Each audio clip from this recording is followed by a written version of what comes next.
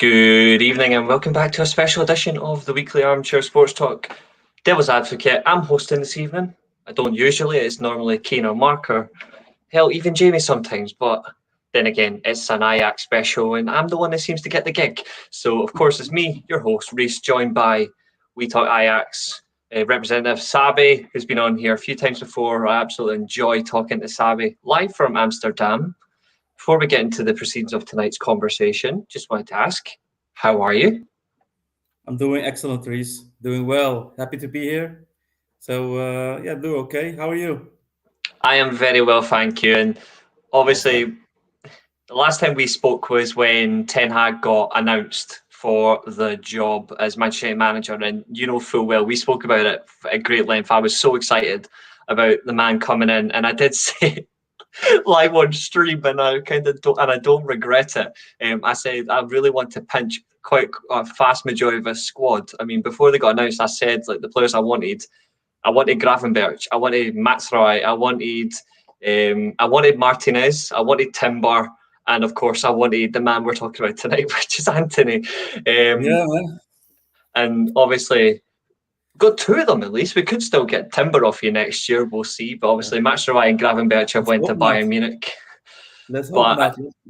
absolutely. But I just want to ask, obviously, as a question to you, because I've only watched Antony a handful of times, and what I've seen is brilliant. But obviously, yourself being a lifelong Ajax fan, just compare the difference compared to what you've had as wingers. I mean, you've got Dusan Tadic, you've got Steven Berghuis, who's playing as a 10 and a winger. You've had Hakim Ziyech. Like, you've had some very exciting wingers. In terms of past wingers and current, where does Antony rank for you, and what does he bring to Manchester United, in your opinion? Well, if you compare Antony with the wingers that you just mentioned, he's totally different. Mm-hmm. Um, when you talk about the Ziyech or the Berghaus, those are players who often have that pass, that last pass, or cut inside and try to open the play. Yeah. Anthony is way different. That's why he was a real asset for us because he did something what other players can't do. He has that one-on-one, Mm-hmm. the dribbles, the one-on-one, Yeah. excellent. He has that acceleration. He can excel. He has that speed, something that the other players don't have. Tadic doesn't have that speed. Berghuis doesn't have that speed. Ziyech doesn't have that speed. So he has that one-on-one. He has that technique outstanding, and that's something that we will currently miss at the moment. We have Bergwijn, who is doing quite well on the left side, and we thought this season would be excellent because we would have two wingers that were capable of having that speed, that depth, that technique, and now one is unfortunately has unfortunately left us. But yeah, he's a real asset for you guys, a real gem. I really do appreciate that. Thank you so much. Guys that are watching, of course, whether you're watching on Twitter, whether you're watching on Twitch, or even if you're watching on YouTube, get over here and obviously subscribe to the channel. And of course, we talk Ajax as well, which Sabi's on as well. Give them a look. There's a couple of questions for you in the live chat already, Sabi. So I'm just going to go one at a time. This is from Gerard Kennedy, who's been in the live chat quite a while now, actually. I really do appreciate you watching, Gerard. He says, "Hi, Sabi. Can I ask you what the general feeling amongst Ajax fans is towards Manchester United now? We've taken Ten Hag, Martinez, and now Antony. Is there hate/frustration towards United?" And I bring that to you as well because obviously I have seen that on.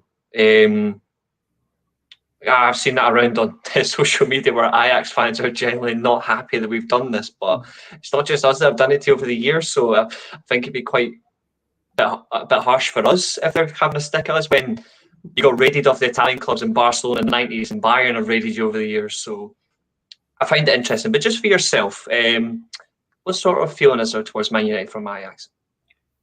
Yeah, I think it's mainly frustration, and not only towards United but also towards Ten Hag because he left Mm-hmm. us. Okay, that's one thing. Where he can have all the success he wants, but Mm-hmm. at the end he took the majority of our key players, and that's something of which the fans are not happy about.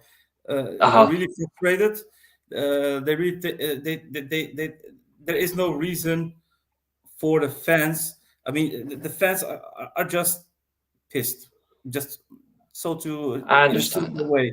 I mean, Ten Hag, Ten Hag is a coach at a huge club with tons of funds, tons of money available, and why going to Ajax to take those those really key players, Yeah. because we already lost 5, 6 players, starters, in comparison with last season, and yeah, Ten Hag is one of the reasons why these players left. Just in contrast, and before I come to Sean's question, I just want to ask in contrast because the last time we spoke, we did speak about goalkeepers as well, and obviously you did just lose Andre Onana, and obviously the one thing we spoke about, and this is from yourself as well, is you were like, as much as you liked Onana, you were glad he was going because the circumstance at the club had changed. And obviously, his attitude, his commitment, it wasn't the best towards the club. And we spoke about Pashveer and Stecklenburg, and you brought in another experienced goalkeeper. You're literally going through 35 to 40 goalkeepers because you're trying to find the right piece to your club, and I understand that. Since then, you've lost Max Roy and Gravenberch to Bayern Munich, as we've mentioned. You've lost Lisandro Martinez. You've lost Antony now to Manchester United. You've lost Sebastian Haller. I wish him a speedy recovery, of course. You've lost him to Dortmund.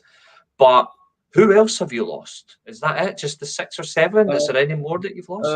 Nico Tagliafico, the Argentinian Where's he international. gone now? He went to Olympique Lyon in He France. went to Lyon. He went to Lyon. All right, okay. Yes.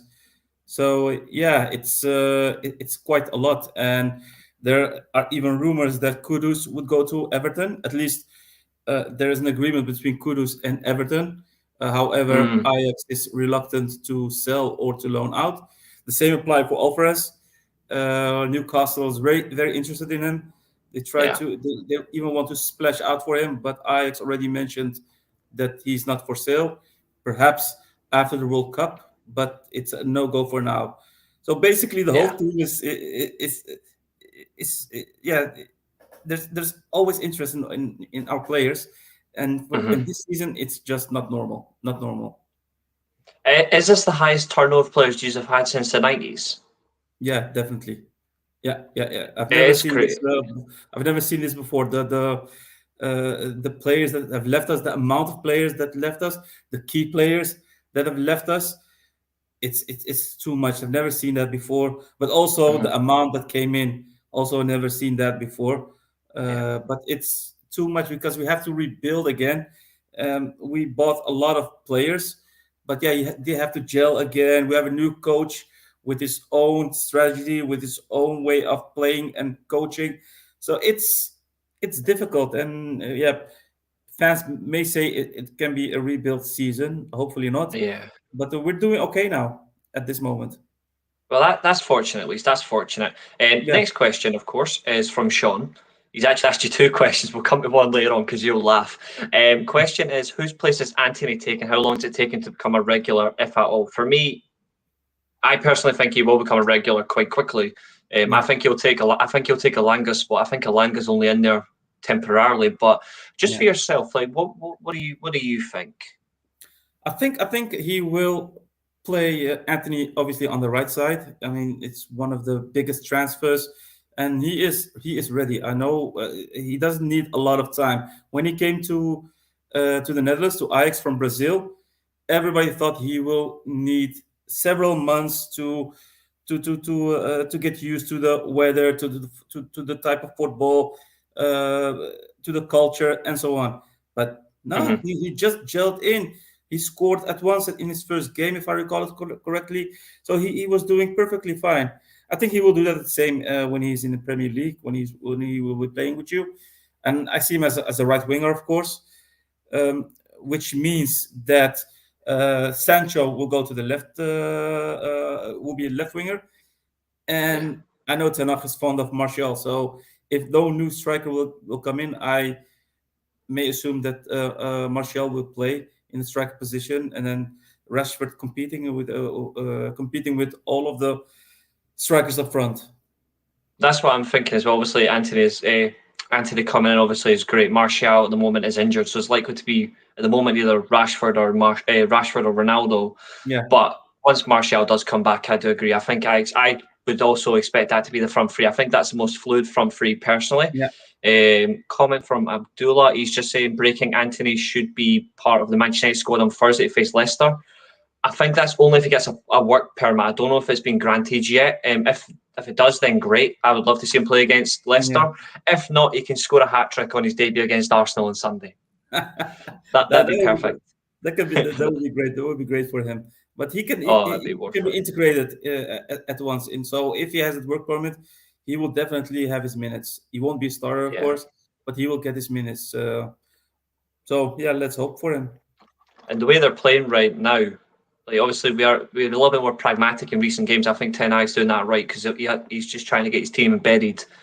You'll see less pragmatism against Leicester if he does get Antony in the team because he'll have that pace on the right-hand side that's more controlled. Yeah. This is actually a very interesting comment. This is from Gerard again. I wonder if Ajax didn't have Van de Sar on the board, United wouldn't have been able to get anything done. Remember, Van de Sar basically put Van de Beek on a silver platter for us. It's a fair point. Do you agree? That might be a possibility. From what I know from the news here in the Netherlands is that the technical directors, Huntelaar and Hamstra, who are responsible for all the transfers, they were reluctant. They were reluctant to sell. It was non-negotiable. The same applies for Schreuder, our coach. He was not for. He already stated he is not for sale. I want to keep my squad intact, and nobody must leave. But when that 100 million offer came in, there was a meeting was held by the board, and they took that veto. Like, okay, now we need to sell, and since Van der Sar is part of the board, it's probably one of the reasons why this has gone through. Indeed. So basically, he still has a Manchester United heart. Absolutely, I agree with you. And here's another. We haven't had any other questions in, but this is a question I know you're going to laugh at straight away. Not even for free. Sorry, bro. I remember we spoke about Harry Maguire, just because I wanted to ask you about him, because obviously he doesn't have the pace to cope in a high-line defensive team. But I just wanted to ask your opinion on it at the time, and you went, Harry Maguire is going to be on the bench, and it didn't take long. It didn't take long. I mean, I know why he played him in the first games, because he was the captain and he wanted to give him the chance. But he saw it directly that it wasn't going to work. And then he put in Martinez with Varane, excellent centre back for the time being. So yeah, they're doing well. Absolutely. And before I move further on towards Antony, I just wanted to ask about your own club actually. How has the transition been from Ten Hag to Alfred Schreuder? How is that dynamic changed? Because it's a different style. And do you see? And I don't mean this in a sense that we're going to pinch more players in the next year or so, but I mean just in circumstance. How do you feel your players are going to adapt to the new style? And do you think there's a few more players at risk of being sold? No, actually, there isn't. Not a lot has changed in comparison with between Ten Hag and when Schreuder came in. He basically plays the same type of football. He does have he just tweaks it a little bit by rotating a bit during the game, like the wingers changing during the game, midfielders changing positions during the game. But eventually, nothing really big has changed. He communicates a lot with his players. That's something that Ten Hag did not do a lot in comparison with Schreuder. So he talks a lot with them. He tries to reassure them. He wants to bond them. Wants to keep all the players happy. Not trying to think only about the starting 11 or the starting or the first 14 players, but he tries to have all the players happy. So he's doing quite well. We won the first 4 games of the season, which didn't happen for I don't know how many years. So he's doing great. He's only unfortunate that so many key players left. So he has a huge task, huge responsibility, but he can cope because he doesn't complain. Yeah, I think that's very fair, and that's something really interesting. I got your perspective on really was the difference, and I think that really is interesting, especially for a long term, because you're hoping that your squad can go on and you can avoid selling players. But obviously, it's no disrespect to Eredivisie. This is across the whole. Schroeder mentioned in his press conference is more about money. It's clearly the circumstance. Like, value is huge nowadays in the transfer market. Like, you are going to lose players. It's how you adapt, and it's clear that his methods are still the same. The squad at whole should be okay, even if there's like minor tweaks or major changes. You should be able to get something out of it, which I think is really impressive. Going to ask this question though. This is from Gerard. Is the fact that Van der Sar loves United too? Do Ajax fans feel he should be more stubborn and ruthless towards United? Do you think he should be more stubborn and ruthless, or do you think the approach he's got right now is fine? I think it's just fine. At the end, we grabbed a lot of money from United.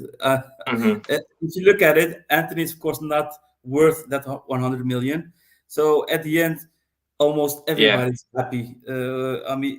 100 million for a player that played 2 years, who can be considered a very good player, but not worth that amount. Same applies for Martinez. I do think he's worth that money, but under normal circumstances, because we all know the situation of United where they're at, they really needed these type of players, and the market knows that. So it's all a matter of supply and demand, and United was willing to splash for these type of players, and that's what they did. So at the end, the shareholders of Ajax are the ones that are extremely happy. Yeah, but obviously for the fans, they will want some quality to come back into the squad. And of course we got some quality. Of course we got some good Bergwijn. We got quality, and we got Bassi, who came from Rangers. Also, thanks for killing that for me. Yeah, sorry for you, man. But he's a great player. You know full well it's bad for me. You know it's bad for me. I know. I love Calvin Bassi. I hope he works out really well for you guys. I think he's going to be amazing. Who else is in your squad that you've signed actually? Who else have you signed? We recently signed a Mexican right back who should compete with Rensch, our current right back. He's a Mexican international, Sanchez. All right. Just recently played the second half because of an injury of Rensch. He was doing okay. He was doing well. So you see a lot of talent in him, and we'll just have to see how he copes with the level that we currently play. We got on the left side Wijndal, who is a Dutch international, came from AZ, and Alkmaar. And yeah, he's doing okay. He has a minor injury, but he is attacking wise very good on the left side. Brobbey came back, so that's an additional asset as well. Scored already a few goals. So yeah, all with all, quite happy with the transfer window. It's just a matter of gelling and knowing the right starting 11, because he's changing. He's trying to find the right formation, but now it's getting more complicated with Antony leaving us. So the right side is a bit difficult to replace. But rumors stating that we are trying to get, besides Ziyech, which probably won't go through, is Ocampos, who is a winger from Sevilla, and who's keen to come to Ajax. So it's a matter of how Ajax will deal with Sevilla. And obviously he's played. Ocampos has played for Marseille as well, so he's played for two clubs that have done something in Europe, which is interesting, of course. He also had one season. Yeah, wasn't particularly great in Italy. I'm just going to tell you now, but France and Spain, he was actually. I think it suited him really well, and I think if he does go to the Eredivisie in a very technical league as a technical player, I think it will work out for him. Before I come back to discuss about Antony and his additional qualities, there's a really good question actually, and this is one that's going to put us on the spot. Sean's asked, what is the best combined 11 between both Man United and Ajax? And I'm going to, before we do this, I'm just going to throw this to Sean right now. Is this based on form or just overall the squads we've got? Because I reckon if we do form, it would be very interesting. If it's just all together, we could get a good squad out of it. I reckon we could. So I'll wait for Sean's response. If you're still watching, I think me and Sahbi will definitely have a few ideas, because I think we already agree on the goalkeeper. and that's about it. But I think it's going to be really insistent. But if you come back to us, Sean, if you say it's either form or just overall squad, we'll certainly do that. But on the overall, this is based on a couple of hours ago. I was just having a look at Antony's stats. So 57 league games for Ajax since 2020 when he joined from Sao Paulo. 18 goals and 14 assists. It's not bad, and he did make his Brazilian debut for you guys at the Olympic when he went to the Olympics as well. So, sure. And he is doing well in the Brazilian squad as well. In terms of like what Antony brings to the right hand side, we already spoke about he's not the Ziyech or the Tadic or the Berghuis, where he's not looking for the final clinical pass. He's that Brazilian flair he likes to dribble around. He does like to go for the odd brilliant goal, or he has that striking moment that will just get fans off their seats. Exactly. But what other special qualities that you've seen that he brings in? What, like, from yourself, what other special qualities does he possess? Yeah, he's a combined player. You can see him as a player like he loves to entertain. He loves to have the ball at his feet, so he doesn't run. He can run deep and receive the pass, but he doesn't do that often. He wants the ball at his feet, so he can dribble towards his direct opponent 1-on-1, and he always wins that battle. He always keeps two players busy, which creates space for others to excel in that space that lies behind those defenders. So he keeps players busy. He's hardworking, always helps out in defense. So you can see him running through the right wing and then getting back if there is in transition. So he helps out the right back a lot. He has that. He often cuts inside, and tries to shoot. He has an excellent shot, like that Robert style, cutting inside and then trying to shoot from distance. Very sharp, high crosses. So if you guys got a good striker, you can rely on Antony to give a great pass, very sharp pass, which he only has to tap in or head in. But the only flaw is he's not that efficient. He's not efficient in scoring goals. He's not efficient in having assists. But that doesn't have to do with him, but more on the striker, because the striker doesn't score the goals. And the other thing that he needs to improve is he keeps the ball a lot at his feet.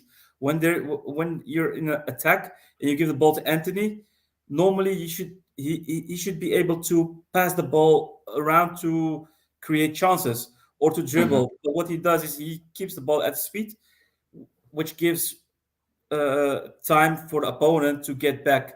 And so he needs to be more effective in his actions.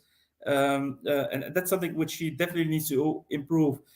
I saw last game of I think the Spurs, where Richarlison tried to keep the ball up, and then there was like a defender who cut him in half almost, because he was trying to entertain or even devalue the opponent.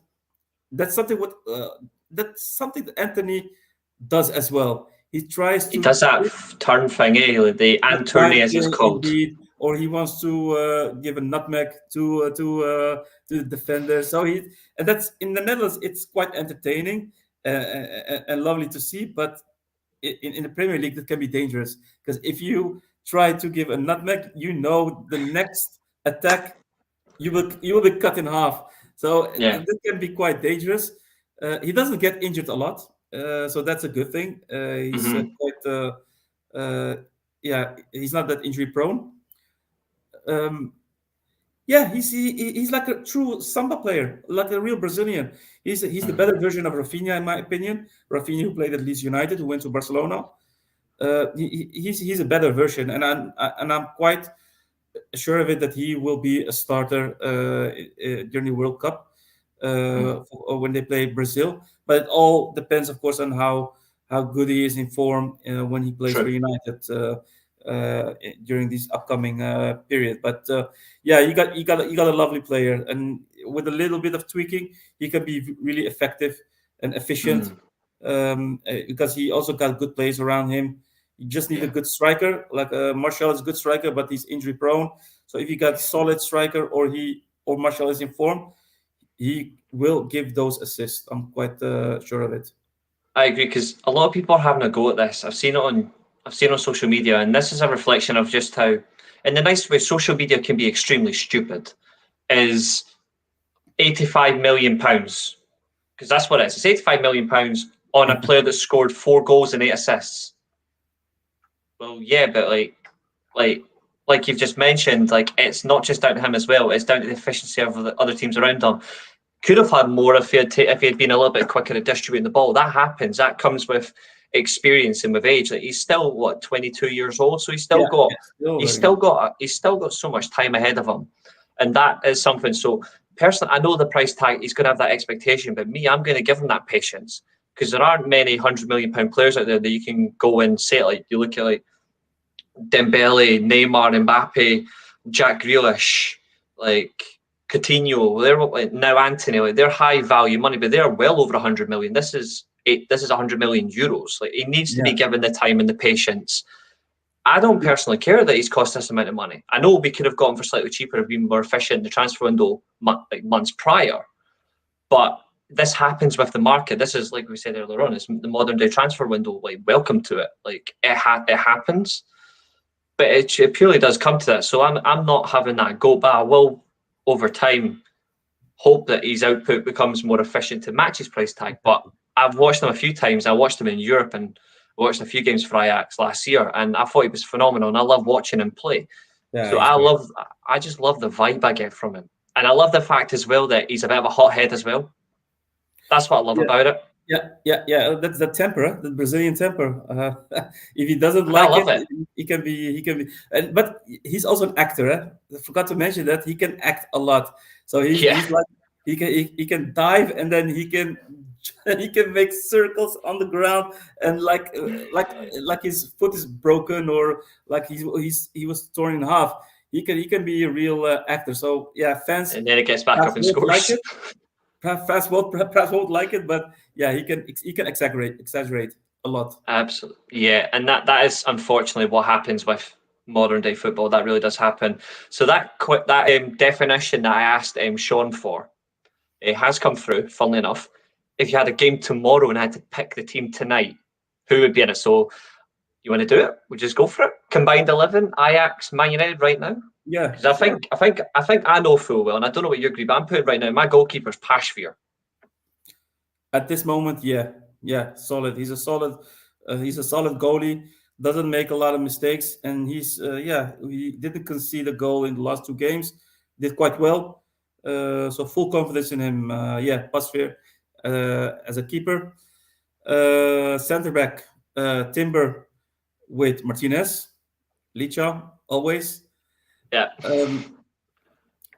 As a right back, I have to nod it to Dallo at the minute. Yeah. Best of a bad bunch. No, yeah, because we got Wrench as a right back, but he is starting to become the Wrench that he was a few years ago because he dropped really a lot in form, but he's getting back. But for now, I would choose Dalot. For left back. I know you're not going to like this because it is a domestic rival, but I'm putting out there.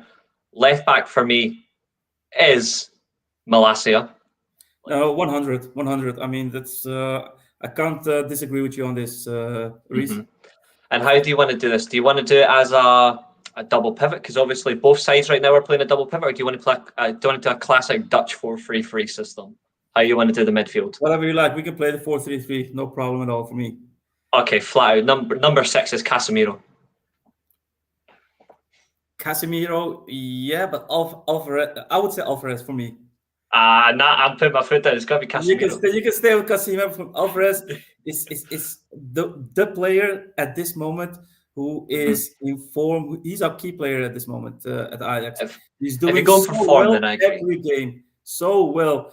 A huge difference in comparison with last seasons. He does. I would be so unhappy if he would leave us this transfer window. But yeah, Mm. he's one of the best assets at this moment for us. So I would He go is for he is a Alvarez. brilliant player. He is a brilliant player. I suppose we could do Casemiro and Alvarez as a two, and then just decide on the number 10, I suppose. But Because to be fair, I think the question for Sean was, who would you pick tonight, right right? now, Right yeah, I now, suppose. and that's Mm. Alvarez. For me, it's Alvarez. I mean, you saw Casemiro only. How many minutes did he play? I know, but he won the Super Cup. That's the Yeah, only okay, but thing. Is he? but that's something of the past. But Oh, you're killing me. All right, okay. Okay. you All can right. ask you can ask the viewers who they would like to see. But for me, I it's Alvarez. suppose. Okay. Then I'll have to concede one, only because my next choice has to be Christian Eriksen, Yeah, yeah, yeah. No, I agree and with you. then yeah, because he is phenomenal. Like he is a brilliant playmaker. Like, and the fact that he's had so much in his life where he literally died on the field, Yeah, and he's worked back to such an amazing standard as a footballer. Still an utmost professional. no, totally agree. Beautiful with the ball, beautiful touch. Yeah, yeah. And he's been so effective for United in a false six role, which many people wouldn't have thought. They would have thought maybe he'd been further forward. Has really helped Bruno Fernandes, which really has been mentioned, funnily enough, by like Keane. Like Keane is literally going like the same way. He's gone Casemiro, Alvarez, Bruno in midfield. But it really is Uh, reflective. I would have said he's put Varane at centre back. Varane's been excellent, and I had Timber at right back as well. I've got the same yeah, back four. I don't see Timber can play right back, but he isn't really naturally a right back. He's a center back. He's at his best when he's a center back. Mm-hmm. So, but Definitely. yeah.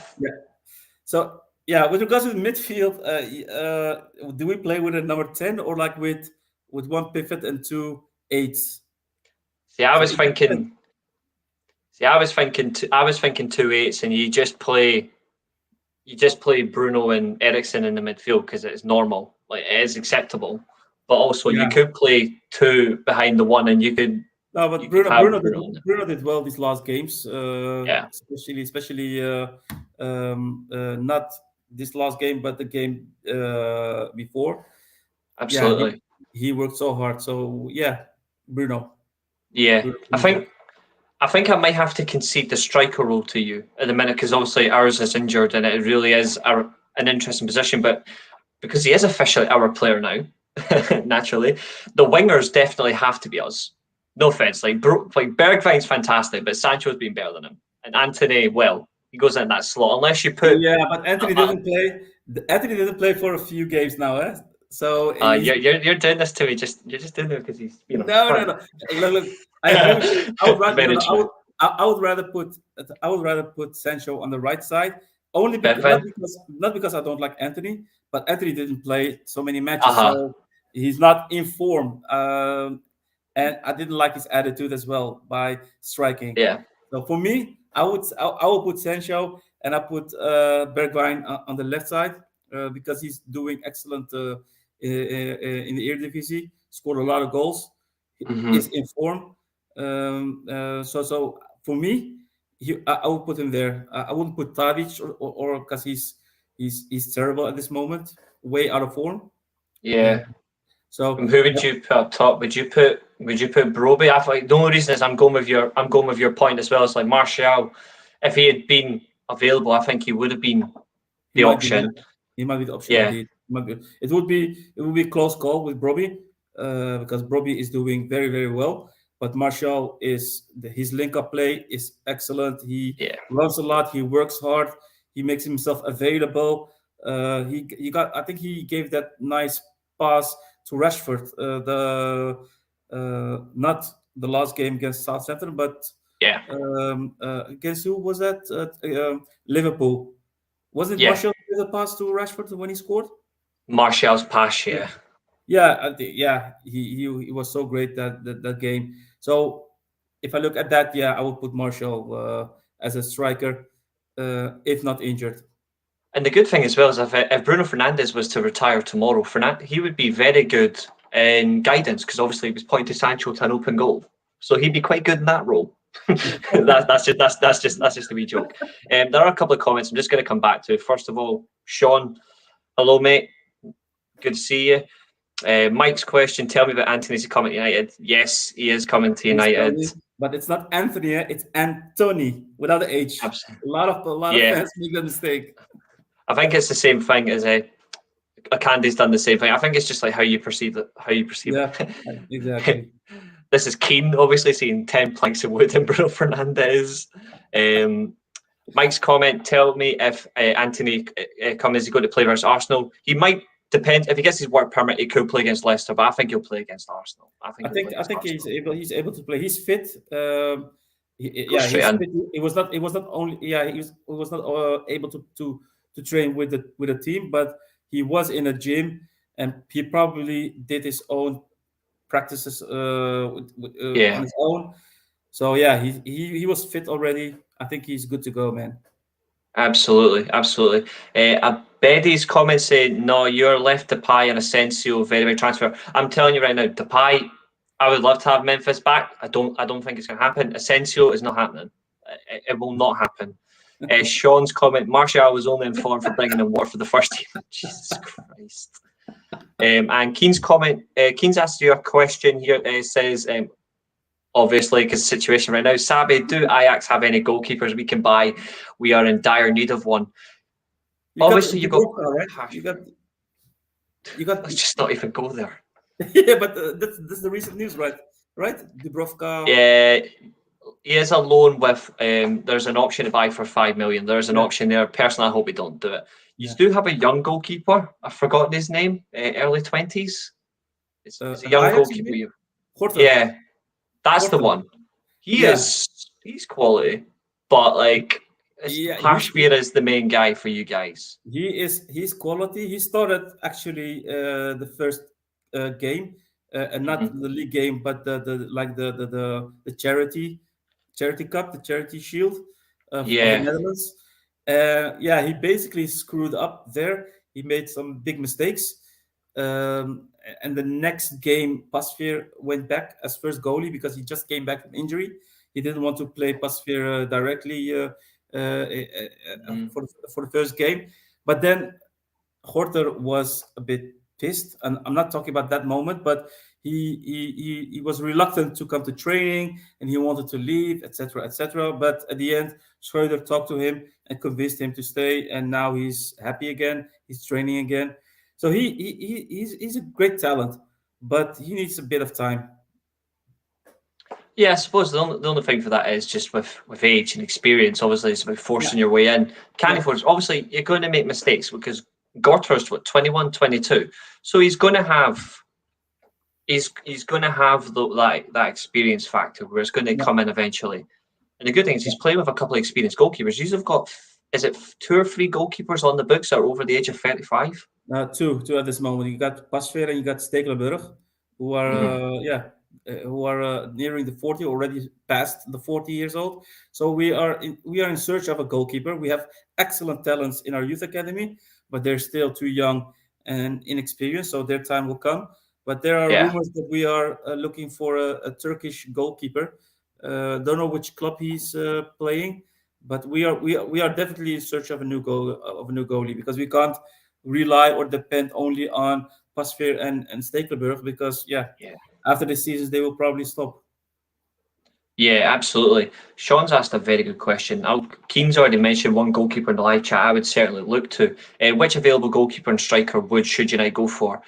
The fact that Keen's mentioned Robert Sanchez, I think he's brilliant for Brighton. Very underrated goalkeeper. You've got David Raya from Brentford, another good one.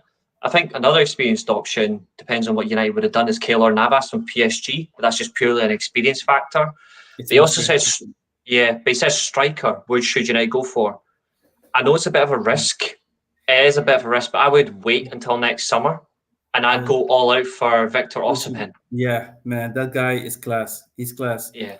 I would rather have him go this season because we will play against Napoli in the Champions League. So I would rather not face him. He's so good. He's so fast. He's so strong at the ball, and he's like the full package at this moment. And he's got definitely deadly an asset. finishing ability. Exactly. We played against him when he was playing at Lille, and yeah, he was outstanding. He was so good. Mm. I think the only unfair factor on Victor Osimhen, I think you'd agree on this one as well, is he's went to Lille, done very well in Ligue 1.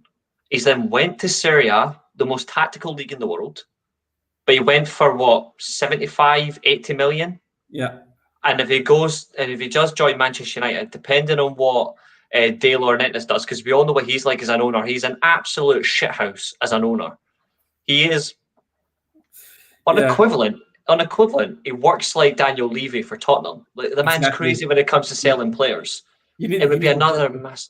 it'd be another massive move for him. Yeah, you need a jackpot, man, for him. He's so reluctant to sell. You need to pay the jackpot. You can't bargain with him. It's impossible to bargain with It's him. It's so impossible. impossible. Yeah, Yeah. Sean says, in an ideal world, I would say raid Atletico for Oblak and João Felix. The João yeah. Felix for me is like Osimhen. It's a dream signing, but is it ever He's going to good. happen?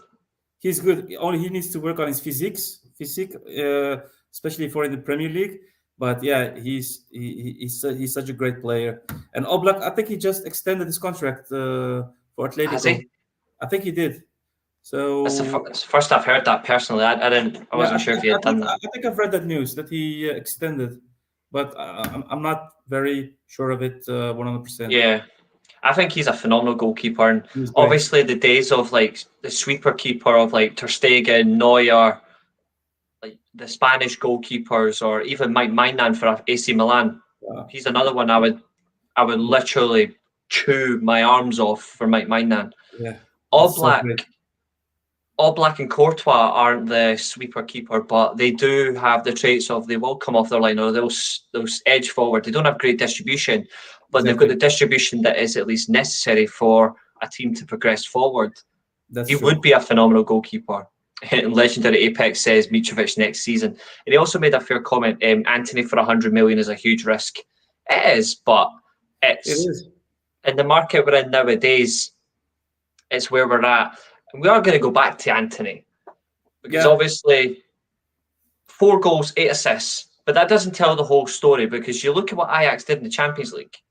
You look at what obviously it wasn't as far as the great season we got to the semi-finals, but that wasn't all down to Antony.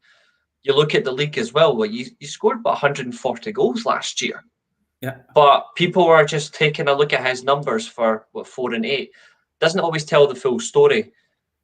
Based on No. the current United team right now, it's not about who he displaces, but if you had to look at that team right now, which players definitely do improve in your opinion with Antony beside them? And that includes like the midfield or even fullback. Who would you say if you had to pick, say, 3 or 4 players in your I would opinion? I would say definitely the striker. The striker. So whoever the striker is, if Anthony plays, you will definitely get additional space to create a room for yourself to score goals.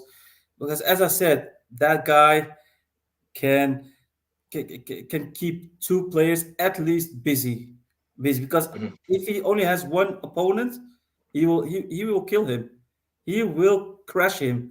So you will always need a second player who can co-defend with his direct opponent, and that leaves room for others to get space and to create chances. So Mhm. and the second player, the right back, I mean, the if you why do you think Mazraoui played so well? Mhm. It's because of Anthony, and vice versa, of course. Anthony played well because of Mazraoui.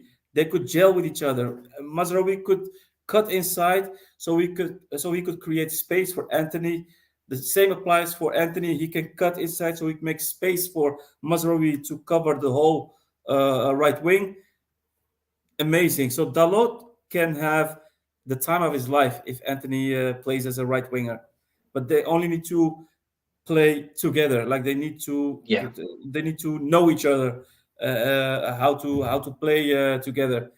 So those are definitely the positions that will play a lot better. And yeah, midfielders, attacking midfielders, because you can easily play a 1-2. He's so fast. The midfielder who can give that last pre-assist to Antony. 1-2s are easily being made.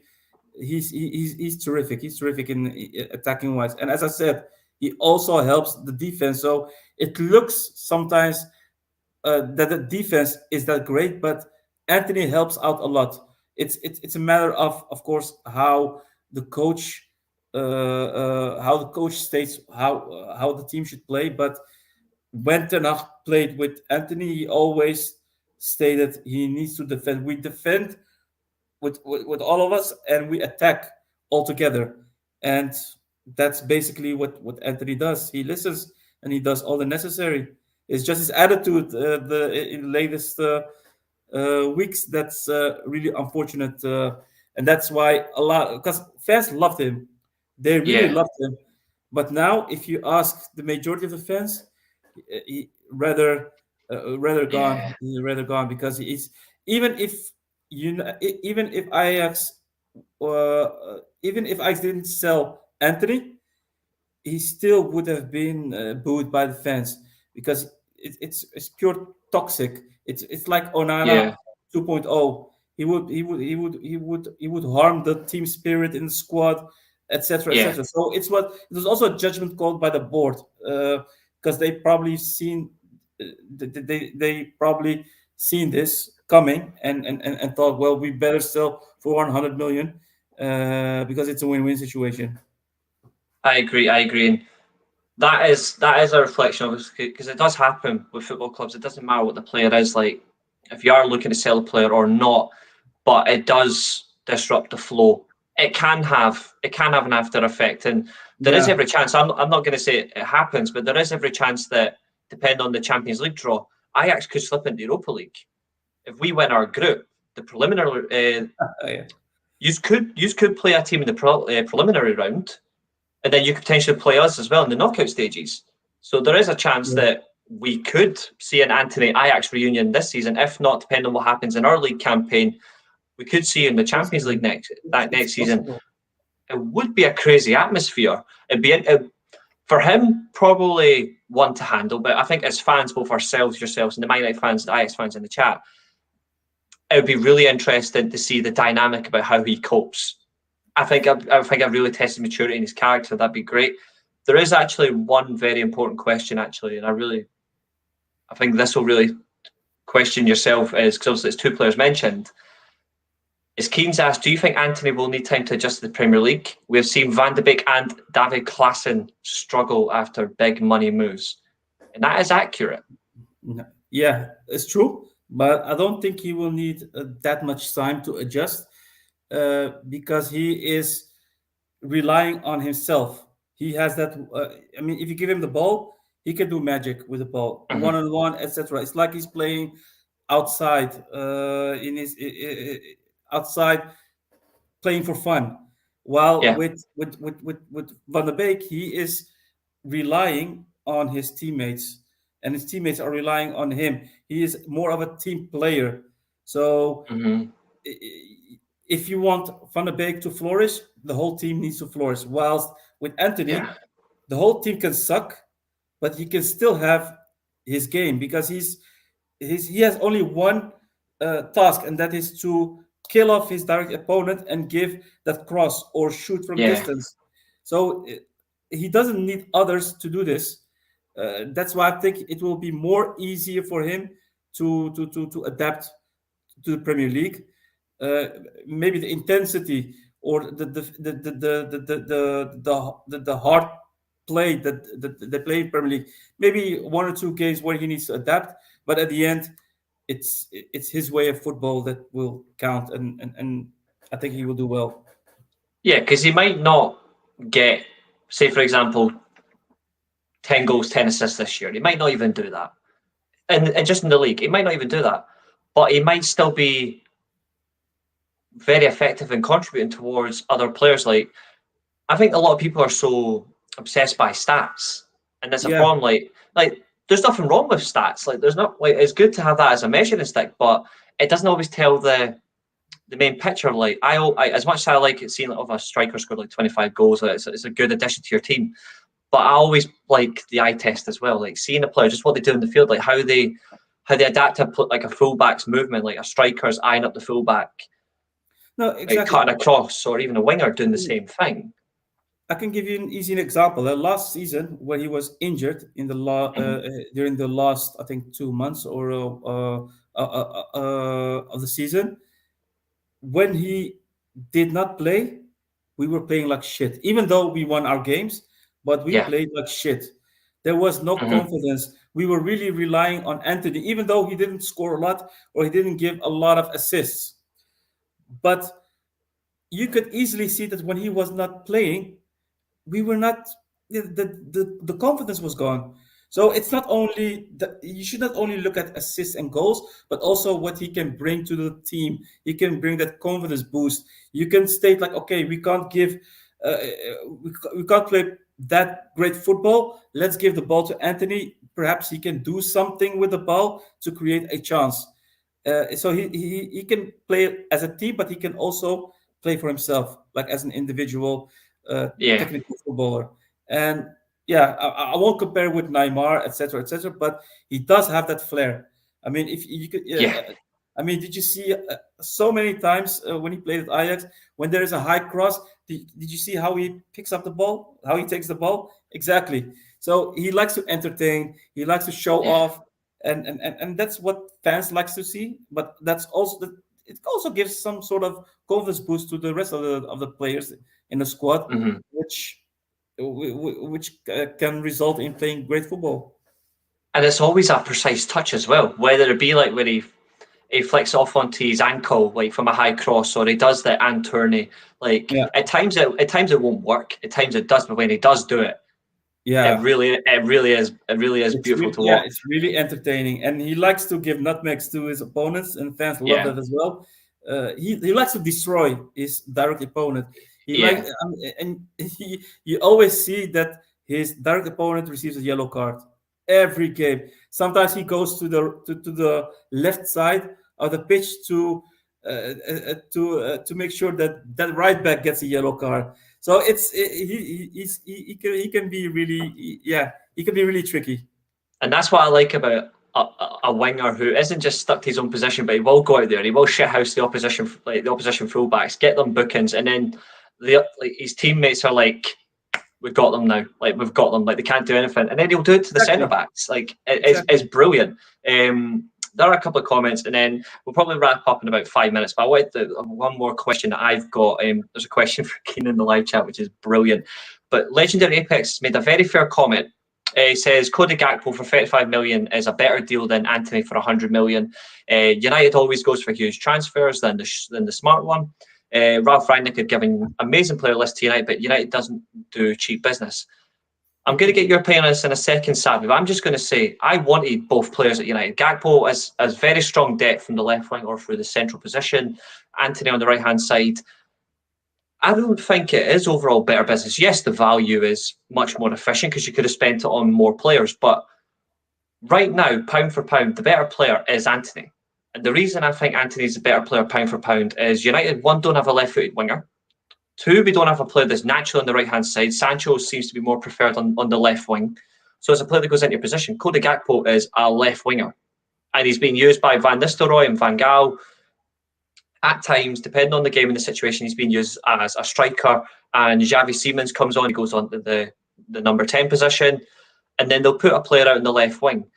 Right now, as good as Gakpo is, and I understand Legend Apex comment, I think Antony is the better deal, even though it is more expensive. I think it is the better deal. What about yourself? I think Anthony is way, way, way better than Gakpo. I'm not telling this as a fan of Ajax, but as an objective Mhm. person, he is way better. He brings so much threat to the game. He makes other players play better. While Gakpo, I'm quite sure of it. If Gakpo would have come, he would not be a starter. He would be a bench player. He's Mhm. still very inexperienced. Um, doesn't play. doesn't play in a consistent level on a consistent level. He does have a great shot. He has that right Yeah, foot, which is very very good. He has nice crosses. On one, he doesn't do that great.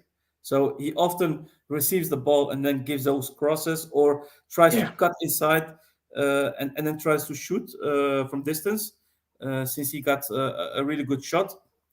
But he doesn't bring what Anthony brings. Definitely not. yeah. So from my perspective and perhaps from United's perspective, I would have loved Gakpo to come to you because that would weaken our competitor. Um, Absolutely. and he would be an asset for the future, Yeah, perhaps, because he wouldn't be a starter, and maybe that's something that he would take into account as well, because he needs playing time. He wants to go to the World Cup, so I don't know whether he was fond of going to United. I'm not sure of that, but no, he's way down in level in yeah. comparison with Anthony. I agree. I agree. A couple more comments, then my last question. Then we're going to wrap up. So this is this is a brilliant question because obviously we play Arsenal on Sunday. What do we think of the prospect of an Anthony Martial, and Anthony Alanga front three, the three Antonys, and obviously Arsenal have got Gabriel Jesus, Gabriel Martinelli, and they've got Gabriel the centre back. I know which front three I'm putting the favour in. Obviously, I'm going with the three Antonys, but Triple just from A. a exactly triple A, but just going from a humour, but also like just from a logical sense, how does that front three stand out to you? How does that stand out to you? The three A's. It wouldn't be my front three personally, but still. Yeah, it would be great. I mean, Elanga is a good prospect. He's a good talent. He got that speed. In certain games, he can definitely be an asset for you guys. So I would perhaps play him on the left side, Anthony right side, Martial. Wow, triple A, done deal. It would be humour. Just that comment from Richard again. Sorry, I have a few Ajax shirts, originals from the '90s, worth a few quid now. Don't sell them. '90s Ajax shirts Yes, were amazing, especially collector's item. the '95 shirt was nice. The '95 home and away shirt. Sean says Anthony passes to Antony, so that's going. I'm assuming this is going Alanga to Antony to Martial, and it's in rosette. And unfortunately I've seen that firsthand. I know what an Anthony Martial rosette looks like because he done it in the Champions League, which was painful. Easy chance, way over the bar. But I've got one last question. Go ahead, Uh, man. well, I can say the same thing. I've got a lot of shirts. I have one last question before we wrap up. And Keen's actually said he would have loved Alanga to go to Ajax, get a proper football education. I'd have sent Ahmad Diallo to you guys as well. But my last question for you is, based on this signing alone, I had United to finish outside the top four. I think personally, I think Spurs, Chelsea, the horror pool that is Liverpool, and obviously Manchester City. I still think they're ahead of us right now in terms of quality, depth, and positions. Yeah. But just based on this, we're competing for Arsenal and Chelsea to get into that top four position. Right now, out of the three clubs, I still think Chelsea are the club to finish fourth. I don't think they're better than Spurs, personally. I don't think they are. But right now, between Chelsea, Arsenal, and Man United, does Antony tip Man United in that favour? Or do you think Antony does more for United in terms of a Europa League push? Where would you think, what would you say is probably better in United's favour right now, based on that one signing alone? I think Anthony is one of your best signings, but in my view, the focus should be or should have been on your midfield because that's the position where you need more strength. I mean, you got Ericsson, you got not Casemiro, but you need a player, and unfortunately, he did not come. You need a type of as Frankie. If you got that player, if you have gotten that player, I would say top four for sure, because that's something that is still missing. You need Yeah. Anthony is a great player, but at the end, you need a player who could distribute the ball to Anthony. Now you have less options of players that can distribute the ball to the wingers. or that Yeah. can or can do something extra. Hmm. And Casemiro is a great signing, but he's more of bringing back that balance, especially in Yeah. transition, trying to conquer the ball, to disrupt the opponent passes, etc., etc.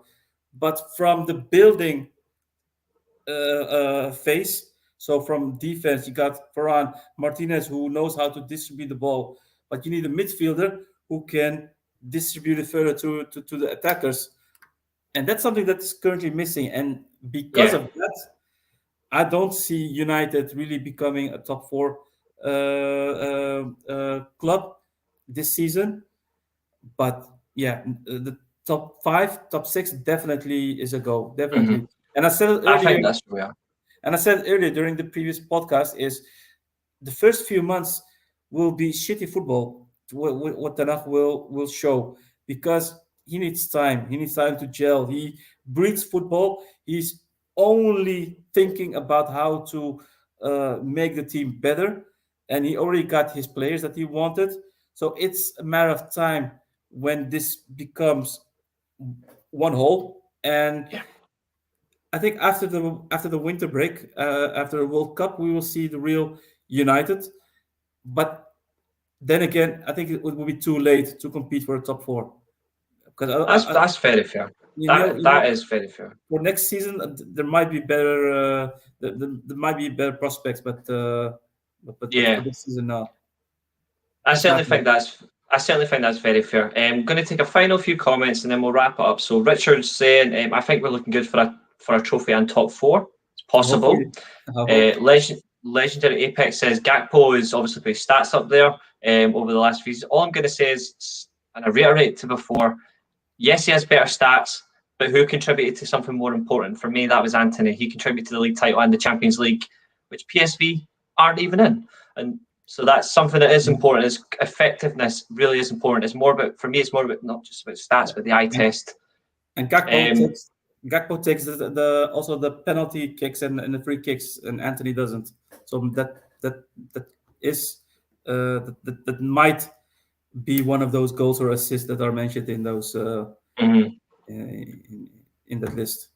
absolutely. I'm going to leave it on this comment here because I'll let you close this one out.